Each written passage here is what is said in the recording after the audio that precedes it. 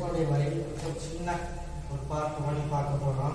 பார்த்தீங்கன்னா மத்தேயு 24:23 வசனத்தை வாசிக்கலாமா?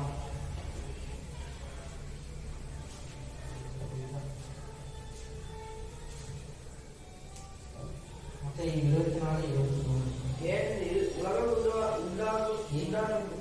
ஏனெனில் உலகம் உண்டானது முதல் இதுவரைக்கும் சம்பவித்திருக்கிறதும்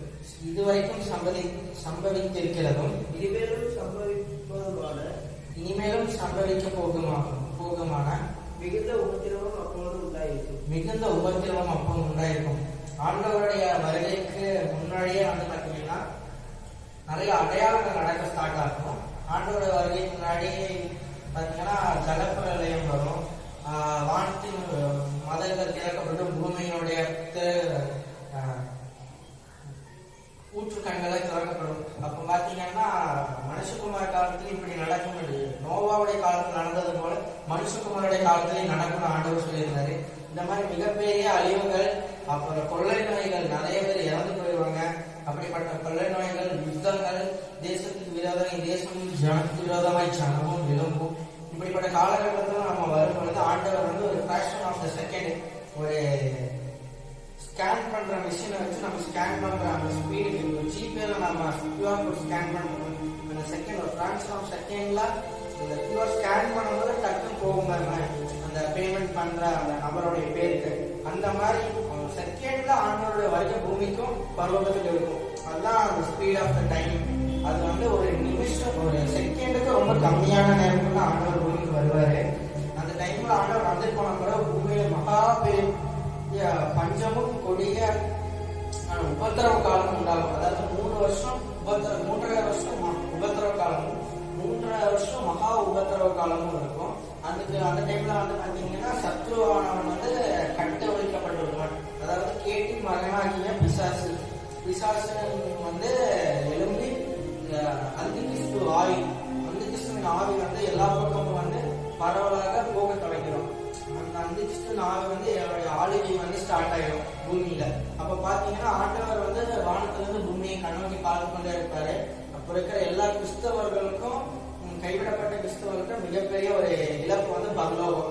ஆண்டவர் வந்து யாரையும் நியாயத்திற்கு தான் ஆண்டவர் கூட்டு போவாரு. அதுக்கு முன்னாடி வந்து எடுத்துக்கொள்ளப்பட்டவர்கள்லாம் பேரடைஸ் சொல்ற ஒரு ஸ்தலம், வானத்துக்கு நடுவுல இருக்கிற மத்திய ஆதாய வனத்துல ஆண்டவர் வந்து வச்சிருப்பாரு. அந்த இடத்துல பாத்தீங்கன்னா ஆண்டவரை வந்து இழப்பாடி கொண்டே இருப்பாங்க.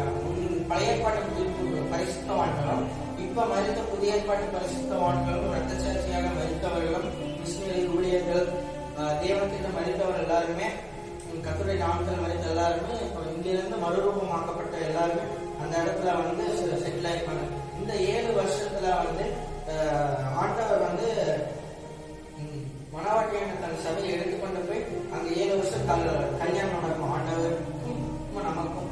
அதாவது மணவாட்டியான சபைக்கும் ஆண்டவருக்கும் வந்து ஒரு இது மாதிரி மேரேஜ் வெட்டிங் மாதிரி இருக்கும். அந்த 7 வருஷம் வந்து கிராண்டா செலிப்ரேட் பண்ணுவாங்க. அதுக்கப்புறம் ஆண்டவர் 1000 வருஷம் அரசாட்சிக்காக பூமிக்கு இறங்கி வருவாரு. அப்ப ஆண்டவர் இறங்கி வரும்போது அந்த அந்தி கிறிஸ்துவுக்கும் ஆண்டவருக்கு வந்து, அதாவது இயேசு கிறிஸ்துவுக்கும் வந்து ஒரு மிகப்பெரிய யுத்தம் உண்டாகும். அந்த யுத்தத்துல ஆண்டவர் வந்து ஜெயிப்பாரு. அந்த சத்ருவின் வந்து ஆண்டவர் அழிச்சு அவனை வந்து திரும்ப பாதாளத்திலே சிறைபிடிக்கப்படுவாரு. அதுக்கப்புறம் 1000 வருஷ அரசாட்சியில வந்து உலகம் என்றும் கிறிஸ்தவர்கள் மாத்திரம் தான் ஆளுகை செய்வாங்க. அதாவது பரலோகத்துல ஏறி போன இவர்கள் மரித்தவர்கள் அந்த ஸ்தலத்துல இருந்தவர்கள் மட்டும்தான் 1000 வருஷம் பூமியில அரசாட்சி செய்வாங்க. பூமியில இருந்த எல்லா பஞ்சங்களும் யுத்தங்களும் ஒழிஞ்சு போயிடும். பல கூட்டச்சாட்டா திறல்கள் வந்து அழிச்சு போயிடும்.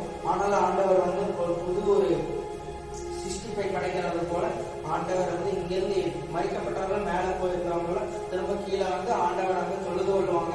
எல்லா இடத்துலயும் வந்து ஒரு அபிஷேகம், ஒரு வல்லமை, எல்லா இடத்துல அற்புதம் அடையாளங்கள் மட்டும் தான் நடக்கும். தேசத்துல எங்கேயும் வேலைக்கு போக வேண்டாம், எதுவுமே பண்ண வேண்டாம். அப்படி ஆண்டவரை ஆராய்ச்சி பண்ண மட்டும் இருக்கிற அந்த 1000 வருஷம் அரசாட்சி காலம் வந்து ஆண்டவர் கை கொடுக்கப்படும். அதுக்கப்புறம் தான் அந்த நியாயத்திற்குங்கிற ஒரு ஜட்ஜ்மெண்ட்டுக்கு ஆண்டவர் கொண்டு போவாரு. இப்படிப்பட்ட ஒரு ஸ்தலத்துல நம்ம வாசம் பண்றது. இதுக்கு நம்ம வந்து நம்மளை வந்து ப்ரிப்பேர் பண்ணோம்னா விழித்திருந்த ஜபங்கள்,